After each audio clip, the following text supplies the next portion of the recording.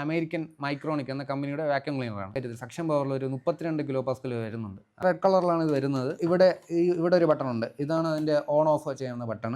ഇവിടെ നിന്ന് ഇങ്ങനെ എടുക്കാൻ പറ്റും.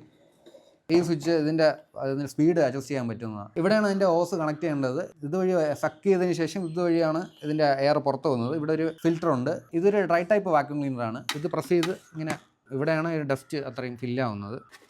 HEPA ഫിൽറ്റർ എന്ന് പറഞ്ഞിട്ടൊരു ഫിൽറ്ററാണിത്.